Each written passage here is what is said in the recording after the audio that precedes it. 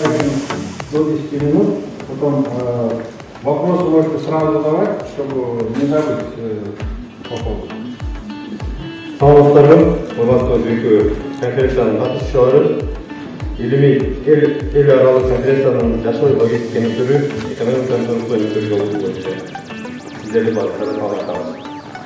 Доброе утро всем участникам сегодняшней конференции, Международной научно-практической конференции развития зеленой логистики, путь к устойчивому развитию экономики. Good morning to everyone. Hi everyone. Let me introduce. My name is Bedouin Fajek, and today is the science conference, the way sustainable development economics. Уртак берсеңиздер, мен презентациям расметинде даярдалды. Өзүм Арис агентствосунда иштейм, агентство развития инвестирования сообществ. Биз международная высшая школа логистиканы партнердук иштешип жүрөбүз. Ошол боюнча биздин өзүбүздүн агентствобуз боюнча таштап кетейик. Агентство развития инвестирования сообществ в этом году исполняется 20 лет, как мы работаем во благо развития Кыргызстана. Мы работаем с донорами, такие как Всемирный банк, Азиатский банк развития, Исламский банк развития, ИФА и Саудовский фонд развития.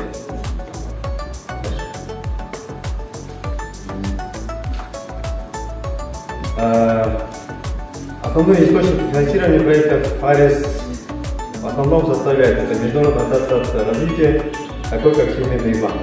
Основной пакет, если процентное соотношение посмотреть, это 65%. Дальше Исламский банк развития 24% и Международный фонд сельскохозяйственного развития 20,9% и Азиатский банк развития 9,18%. Мы работаем в таких сферах, как социальная инфраструктура, сельское хозяйство, развитие туризма, гранты на хозяйственную деятельность, водоснабжение и санитария.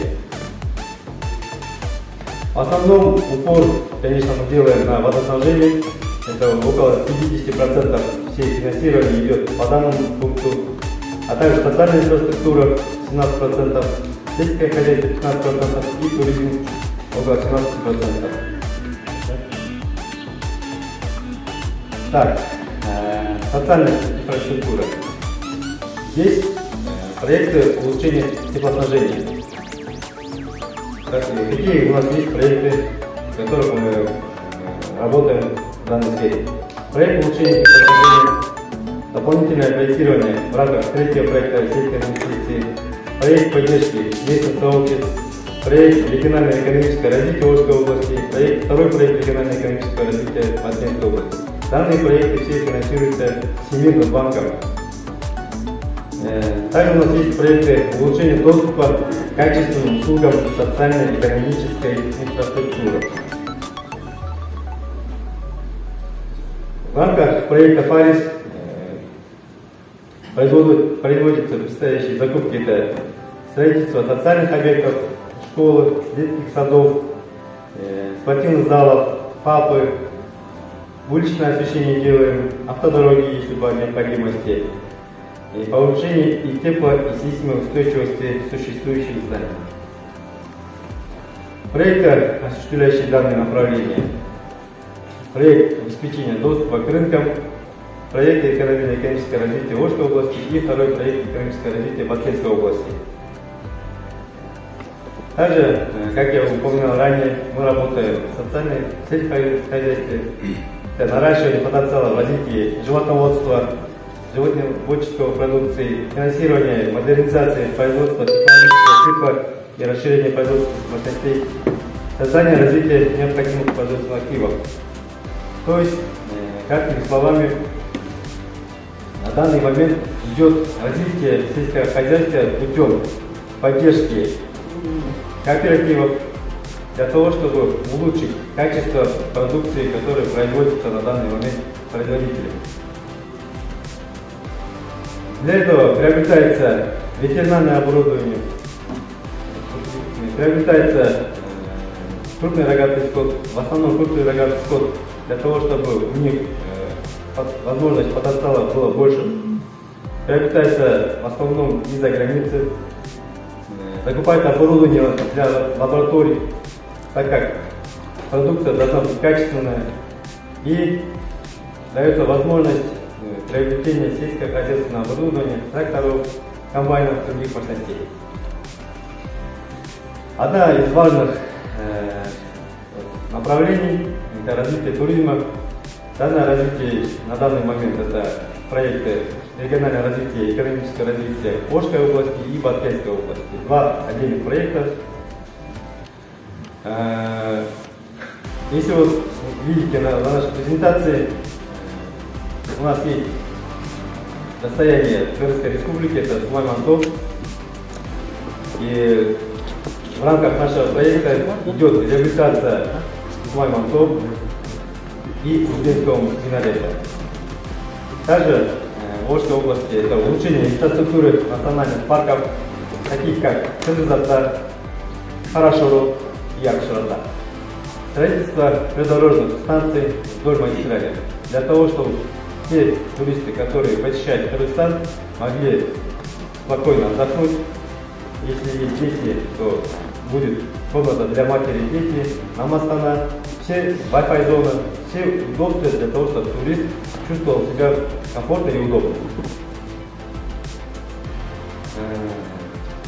Предстоящие закупки. Мы планируем строительные работы, связанные с модернизацией музея и комплекса Сулайман-Тов, который входит не только в реабилитационную работу, но и приобретение товаров, для современных товаров для музея Сулайман-Тов и музея, а также реабилитация парковых зон, строительство придорожной станции, как я уже говорил, и все это делается для улучшения туризма. Также будет нанята международная компания, которая будет освещать данное событие. Данное событие будет освещаться в международных средствах массовой информации, такие как National Geographic. И мы таким путем стараемся привлечь больше туристов для того, чтобы показать наш потенциал Казахстана. У нас есть еще гранты на доходоприносящую деятельность. Такие гранты в основном даются, это бизнес-направление гранты, для того, чтобы улучшить средний и малый бизнес. Доходоприносящие гранты получаются, когда получатель на основе конкурса, и они должны показать свой потенциал для того, чтобы привлечь больше рабочих сил и улучшить местную экономику. Для этих целей АРИС поддерживает такие, как вы видите, индустрии мелкого бизнеса. У нас даже очень сильный упор делаем на проекты именно по водоснабжению и санитарии. Как вы слышали, скорее всего, у нас работают, люди знают, как Садазов. Это проект устойчивого развития сельского водоснабжения и санитарии. Данный проект работает только с сельскими сообществами. Мы предоставляем чистую воду для наших сельских жителей. Доступ к этой воде улучшается, качество воды. Для этих целей закупаются строительные работы. Как вы видите, какие были у нас. Это водообеспечение, санитарные узлы в школах, детских садиках, папа или больница.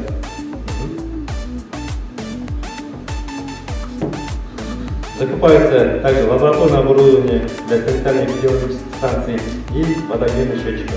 Конечно, мы должны все учитывать то, что ресурс воды, он ограничен, и все мы должны ее использовать правильно. В этих целях каждое сельское сообщество, каждый потребитель должен установить водомер счетчиков, чтобы как бы исчислять пользование данной воды. Это научит нас использовать воду более экономно. Как я упоминал, АРИС проводит тендера по процедурам закупок доноров, таких как Семейный банк, Исламский банк развития, Азиатский банк развития и Международный фонд сельского хозяйства.